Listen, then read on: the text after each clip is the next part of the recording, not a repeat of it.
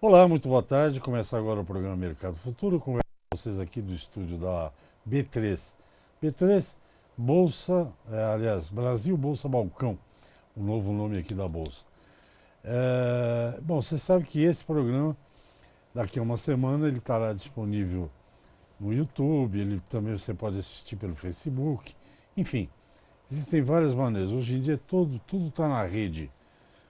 Caiu na rede é peixe, né? É um ditado antigo, mas na verdade, hoje a gente tem que estar nesses instrumentos todos, que são os instrumentos que as pessoas usam diuturnamente. Bem, um dos assuntos do programa de hoje é um tema que criou muita polêmica e acho que ainda não está totalmente resolvido. Parece que alguma coisa já foi definida. Que é uma questão que eu acompanho há muito tempo, pelo menos algumas coisas aconteceram no chamado Arco Norte, lá para o norte do Brasil. Que é esse negócio de transporte, exportação de animais vivos. Teve um caso aí que virou ícone, porque foi aqui no Porto de Santos, que foi embargado um embarque de não sei quantos animais, mas eram 500 caminhões no porto com animais e teve uma briga judicial. Um dos assuntos que nós vamos tratar no programa de hoje é esse. E quem fala muito bem dessas coisas é o conhecido de vocês, meu amigo, vice-presidente da Sociedade Rural Brasileira, o doutor Francisco de Godoy Bueno. Muito boa tarde, o senhor vai bem? Tudo bem? Muito obrigado, Resch, mais uma vez pelo convite. Eu que te agradeço. É sempre um prazer estar aqui com você. Explica essa encrenca do boi, o que aconteceu de fato? Bom, o que aconteceu foi o seguinte, uma grande empresa do estado de São Paulo já é conhecida no mercado por fazer exportação de gado vivo que vai para abate, para abates específicos de cultos religiosos. No caso, era uma exportação de um navio, pelo que se noticiou, em torno de 25 mil bois para a Turquia. E várias ONGs de defesa, de proteção dos animais, ingressaram com múltiplas ações na Justiça Federal para tentar impedir o embarque, impedir a exportação e especificamente foi deferida uma liminar para Mercy Animals, que é uma ONG internacional, e que inicialmente o juiz havia dado uma ordem para que a empresa desembarcasse os animais imediatamente e inclusive proibindo em todo o território nacional a exportação de gado vivo para abate. Qual que era a fundamentação principal da decisão? Que o abate poderia ser não humanitário, em virtude dos preceitos religiosos daquele país comprador, e que, portanto, seria necessário para autorizar, que o governo deveria se certificar para autorizar a exportação de gado vivo para abate, que o país destinatário da carga ou dos animais, praticasse boas práticas, tivesse boas práticas no abate, com abate humanitário, etc. Isso causou uma grande celeuma. Primeiro porque o mercado de gado vivo, de animal vivo, seja para abate, seja para reprodução, é uma grande fronteira a ser desenvolvida para o Brasil, vem crescendo a exportação de animais vivos, isso em reconhecimento exatamente às grandes conquistas que o setor da pecuária conseguiu nos últimos anos no Brasil. O Brasil é hoje o maior rebanho, o segundo maior rebanho do mundo, é o maior exportador de carne e é natural que essa matéria-prima seja também exportada. Claro, todos nós brasileiros, na medida em que haja competitividade da indústria, preferem que o gado seja abatido, industrializado aqui no Brasil, com exportações de maior valor agregado. Mas a exportação do gado vivo é também uma opção importante para o produtor, importante para a indústria, importante para o mundo. Afinal, o Brasil é o grande fornecedor de paz e de segurança alimentar do mundo, onde as fronteiras agrícolas podem crescer em produção e produtividade. Mas, doutor, há embasamento legal, estou dizendo, por exemplo, para você, por exemplo, a Turquia que comprou esses animais. Para aqui dentro do Brasil, vocês querer legislar sobre como é que é o abate na Turquia? É exatamente isso, Recha, que eu acho que são as questões que causam grande perplexidade para nós da comunidade jurídica e que gravitamos em torno do direito agrário e dos problemas do agronegócio. Em primeiro lugar, é evidente que o juiz brasileiro não tem competência para legislar sobre o que o comprador daquela mercadoria vai fazer com aquela mercadoria. Não há extraterritorialidade do direito brasileiro, de modo que o juiz, evidentemente, não tem competência para disciplinar como deverá ser o abate. Uhum. Piora, né? Quer dizer, acho que nessa questão, e daí acho que vale a pena a gente se deter um pouco mais da situação caótica que nós podemos ensejar a partir de uma decisão judicial que impõe a uma empresa uma obrigação totalmente impraticável. É evidente que todo mundo que já viu um grande confinamento sabe a operação que é 25 mil bois confinados em um único navio. Quer dizer, um navio de 25 mil pessoas, acho que nem existe, os maiores cruzeiros, né, são de transatlânticos de 5 mil pessoas, imagine de 25 mil cabeças de gado. Né? Para se ter uma ideia, se um caminhão carrega 20, 25 cabeças de gado, são 1.000 caminhões de boi para embarcar ou desembarcar.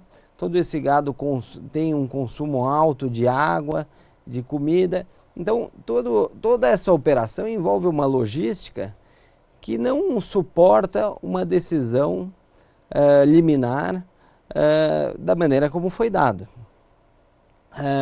Então, há uma grande preocupação em relação ao abuso, muitas vezes, das decisões judiciais impensadas, né? E aí, como nós podemos tratar isso, que é uma questão muito séria. Por um lado, jamais poderá passar pela nossa cabeça, sob pena de aderirmos à barbárie, de questionarmos a autoridade do judiciário. Evidentemente, decisão judicial, por mais absurda que seja, se cumpre ou se recorre, na medida em que a lei permita recursos cabíveis.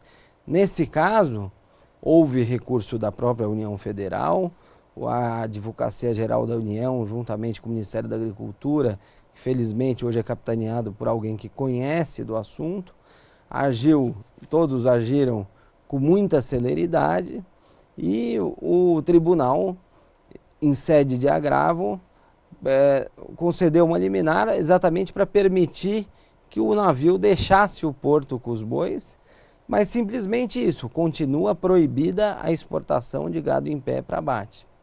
Então, os efeitos no mercado daquela decisão de um juiz de primeira instância que absolutamente desconhece o mercado, a complexidade, a operação, etc., continua gerando efeitos importantes no mercado, porque a exportação continua proibida. Nós podemos continuar depois do intervalo, doutor?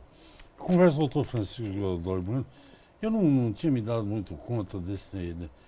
Não tinha feito essas contas de um caminhão carrega 25 bois, 1.000 caminhões para o Porto de Santos. Esses animais comem, bebem água, fazem o número 2. Você imagina isso embargar no porto? Mas já eu continuo a conversa com o doutor Francisco. Vamos no intervalo, até já.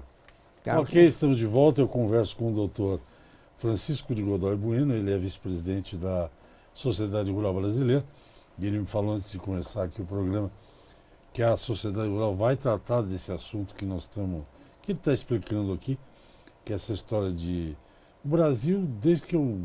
Não sei se é desde que eu comecei a trabalhar, mas os países vizinhos aqui sempre exportou animal em pé, boi vivo, né?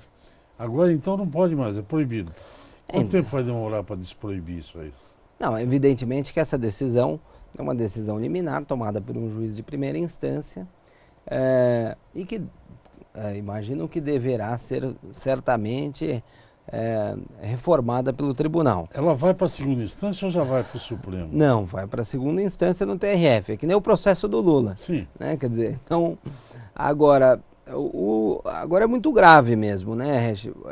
Na verdade, a gente viu a complexidade, né? Quer dizer, para fazer uma conta simples, se cada boi consome 50 litros de água por dia, em 25 mil bois consomem 225 mil litros de água por dia. Isso em 10 dias, 20 dias, que atrase a carga no porto, gera um volume de resíduos enorme. Santos estava impraticável porque o cheiro disso acaba excedendo e evidentemente que toda operação é para tempo mínimo de porto. Então toda a operação foi montada, uma logística bem coordenada para embarcar os animais e o navio zarpar, inclusive com proibição para fins ambientais, para que o navio despejasse os dejetos ou fizesse limpeza enquanto tivesse atracado, por motivos evidentes, né?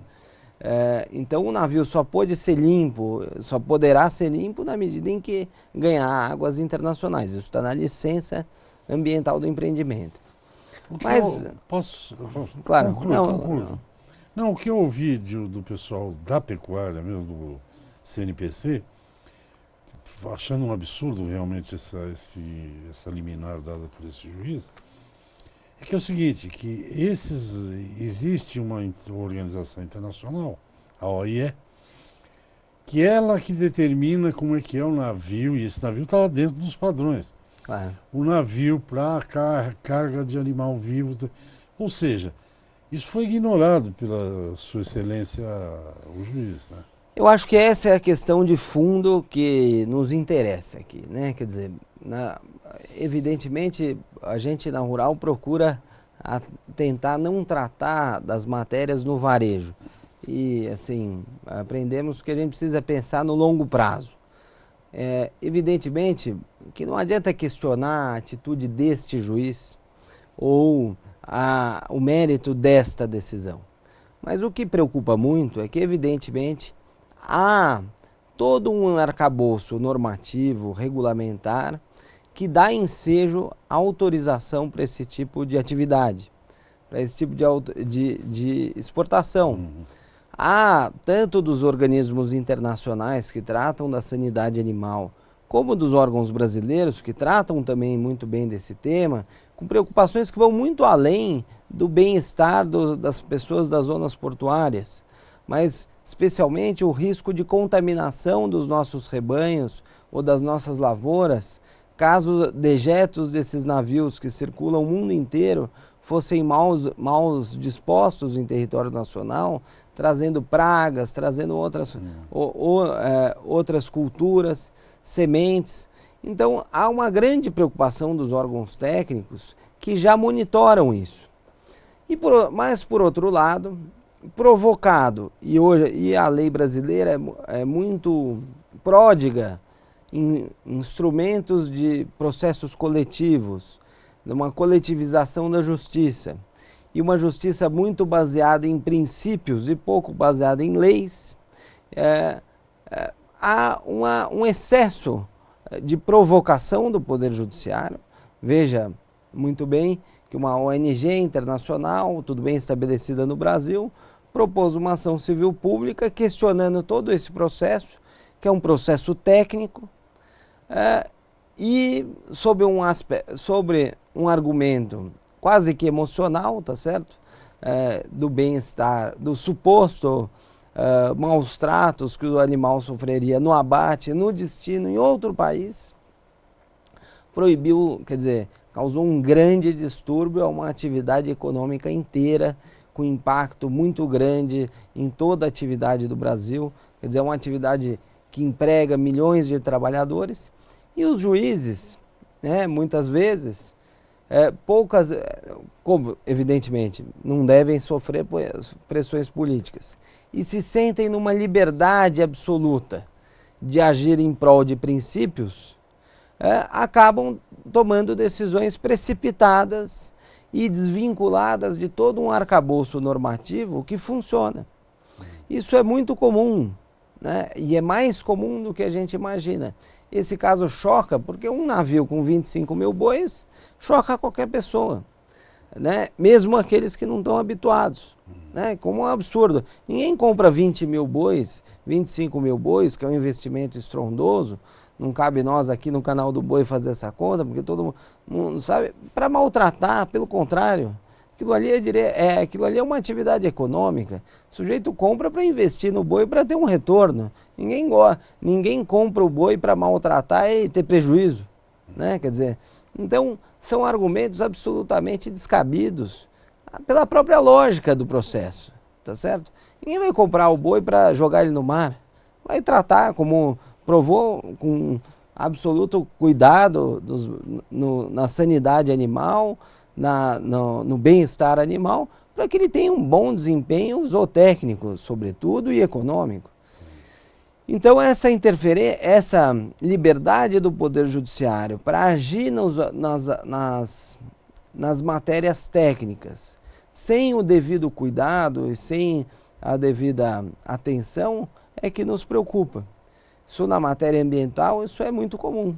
Tem amplos processos de licenciamento que muitas vezes são burlados por decisões judiciais. É curioso, né? Porque e não é um defeito do judiciário só. Nós estamos vivendo no mundo você já ouviu isso milhares de vezes, mas uma coisa da intolerância. Você está falando de carne, de boi, desse embarque. Isso deve ter dado um trabalho de logística para embarcar 25 mil bois. Mas não teve aqui o legislativo também é a mesma coisa. Não queriam inventar um negócio de segunda sem carne? Escuta, eu como carne quando eu quero, segunda, que tem um deputado que a gente paga que falar que segunda não come carne. Não é intolerância igual? Uma coisa. Quem não quiser que não coma nunca. Pronto. Pronto. Aliás, então a liberdade do ser humano não pode interferir na vida dos outros, né? Exatamente. O Estado não pode ser um indutor de restrições à liberdade.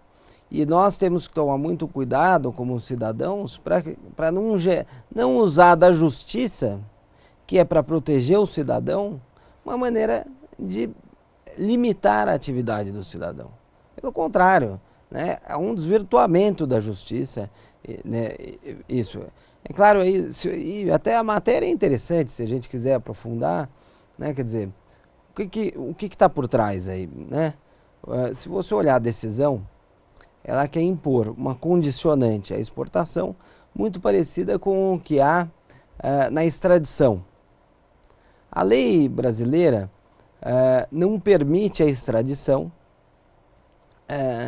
de presos no Brasil se o país que está requerendo a extradição tiver pena de morte, etc., ou aplicar penas mais gravosas do que aquelas que seriam aplicadas para o mesmo crime no Brasil.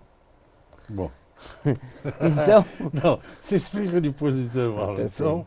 Então venham para cá, viu, gente? Eu converso com o doutor Francisco Godal Bueno, ele é advogado e vice-presidente da Sociedade Rural Brasileira.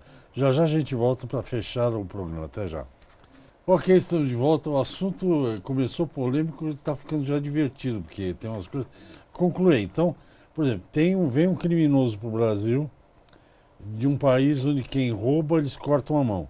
Perfeito. Como aqui no Brasil a lei não diz que quem rouba corta a mão, não podemos extraditar esse cidadão para o seu país. Em princípio não pode extraditá-lo. Ou na extradição, a extradição é condicionada desde que não corte a mão. Para a limitação da pena. Um caso que houve... Isso foi parecido com o boi? Aquele caso do Batiste, né, que ganhou muita imprensa, é muito parecido, né? Quer dizer, havia discussão se a condenação dele era uma condenação política ou não, e o Brasil não permite a extradição de presos políticos. Então, o que a ONG e o juiz de primeira instância aplicaram, por analogia e por desconhecimento, ou até por ideologia, que você só poderia admitir a exportação se o país de origem desse o mesmo tratamento que o boi teria no abate aqui no Brasil. Agora eu entendi. Eu vou te fazer uma pergunta.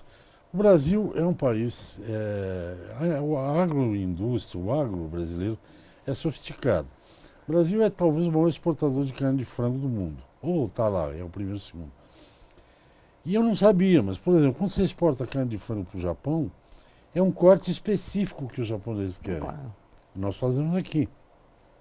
O Oriente Médio, não conheço, dizem que tem o hábito de, num jantar, de gala, sei lá, eles não te dão um frango em pedaços, eles te dão um frango inteiro, cada pessoa ganha um frango, mas é um franguinho pequeno. O Brasil também produz para o Oriente Médio. E o Brasil tem, os frigoríficos aqui tem abate halal e tem abate kosher, ou kosher, não sei como pronuncia. E a Turquia acho que é abate halal, eu imagino. Eu sinceramente eu não achei que esses conheço o bois detalhe. iam para lá para engordar, não para... Pelo que eu li, esses bois vão engordando no caminhão, no navio, e serão realmente abatidos lá. De acordo então com não ia o ter preceito. maltrato mesmo. De acordo. Não, de jeito nenhum, pelo contrário, os vídeos Cadê aí a mostram perder? do caminhão. Ninguém rasga dinheiro. O cara nem louco rasga dinheiro. Dá uma nota de R$100. Vê se ele rasga, não Não rasga. rasga. Então, aí é que tá, mas a beleza da discussão é exatamente essa, né? Quer dizer, você tem uma falta de respeito ao outro. Na medida em que você quer impor ao outro o que você acha correto, você tira a liberdade do ser humano. Claro, determinados preceitos, etc., têm que ser mantidos, né? Isso, a legislação brasileira é pródiga em relação a isso, né? Tanto de proteção ao meio ambiente, como de proteção aos animais, etc. Mas você tratar o animal não como objeto de direito, né? Que é isso, é aí que está, do ponto de vista da teoria jurídica, onde mora o problema. Você tratar os animais como sujeitos de direito e, portanto, não passíveis de exploração econômica, não passíveis de comércio, é o que se pretende, no fundo, né? E aí é que nós temos que tomar muito cuidado, porque se no início você impede o comércio internacional, você questiona a legitimidade de fazer o abate, você questiona o direito do animal como soberano em relação ao direito do homem, que é proprietário do animal, que explora o animal economicamente, você vai inviabilizar toda a atividade econômica mais antiga do mundo, que é a agricultura e a pecuária. Pois é, justamente isso. Essa é a questão primordial, a fundamental, que seja julgar o que a justiça determina não é para ser discutido, né? Ou você cumpre ou você recorre, senão não é justiça. Mas, por exemplo, vou dar um outro exemplo. Qual é o organismo hoje, na sua opinião, mais importante no Brasil? O legislativo, o executivo ou o judiciário? Hoje o judiciário ganhou uma proeminência muito grande. É o Supremo. Agora, aí é que e esse é o grande risco da justiça, né? Porque há uma vulgarização da justiça. Na medida em que a justiça abre mão do seu preceito fundamental, que é aplicar a lei e verificar se a lei está sendo adequadamente aplicada, porque a lei é a garantia da liberdade do cidadão, porque é a lei que garante que todos são iguais perante a lei. Na medida em que o judiciário se arvora no direito em julgar as matérias sobre a própria convicção e a própria conveniência, ele entra na vulgaridade da política, ele entra na vulgaridade do tete a tete do ser humano, a começar a julgar os outros pelas suas próprias conveniências. E esse Claro, nós podíamos pegar milhares de exemplos e o Supremo hoje é um caso endêmico desse problema. Mas, nesse caso dos animais, é exatamente isso que nós temos, né? É a imposição de um magistrado, né? Na verdade, aderindo a um pleito de uma ONG internacional, sabe-se lá a que interesses advoga, que simplesmente inviabiliza toda uma atividade econômica, sob um argumento absolutamente falho de um reconhecimento da cultura alheia. É que nem, evidentemente, você comentou da diferença de cortes. Quer dizer, embora nós temos uma sociedade globalizada do ponto de vista do comércio e uma sociedade cada vez mais globalizada do ponto de vista da informação, os hábitos são diferentes. O gaúcho come carne diferente do nordestino. E assim, claro, ainda bem que hoje um pode comer o do outro porque você tem acesso, você tem vias de comunicação, você tem a informação, você tem vias de comércio. Mas os hábitos culturais não mudam, sejam os hábitos alimentares, sejam os hábitos religiosos. E é preciso que se a gente defende, em última análise, o princípio que deve reger a aplicação da lei é a dignidade da pessoa humana, a dignidade da pessoa humana deve começar, em primeiro lugar, por reconhecer as diferenças culturais, religiosas, sociais, e não impor, sob a ótica de uma ou de outra, a defesa irrestrita dos animais contra o próprio ser humano. Para a gente concluir, doutor Francisco, isso agora vai para a segunda instância, é esse o caminho agora? Não, na verdade é o seguinte, houve uma decisão liminar do magistrado de primeiro grau que ainda não julgou a questão. Tá. Essa decisão liminar proibiu a comercialização de gado, a exportação de gado para abate, exclusivamente para abate, e proibiu e determinou o desembarque dos animais daquele navio. O tribunal, examinando essa medida liminar, autorizou que o navio deixasse o porto, porque era a medida mais emergente, e vai julgar a liminar. É claro que em toda decisão liminar há risco de pré-julgamento da questão pelo tribunal. Temos um minuto só. Mas a questão ainda será julgada em definitivo pelo juízo de primeira instância e, independentemente da decisão que houver, vai ser sujeita à apreciação pelo tribunal em segunda instância e, eventualmente, Superior Tribunal de Justiça e Supremo Tribunal Federal. Então os 25 bois não foram embarcados? Não, os 25 mil já foram embora, já estão navegando. Ainda bem, estão engordando. Já estão engordando. Doutor, belíssimo programa, adorei conversar com você sobre esse assunto, que eu não tinha me dado conta da maluquice que era. Mas muito obrigado, eu espero te ver em breve aqui. E a Rural vai discutir essa questão também. A Rural vai discutir, terça-feira vai ter uma reunião emergencial do Departamento de Pecuária, coordenado pela Teca Vendramini, que até virá aqui. E de lá sairão com certeza várias ações em âmbito político, jurídico, econômico, imprensa e tudo mais. Ok. Muito obrigado, conversei com o doutor Francisco Godoy Bueno, vice-presidente da Sociedade Rural Brasileira. Até o próximo programa. Obrigado, tchau.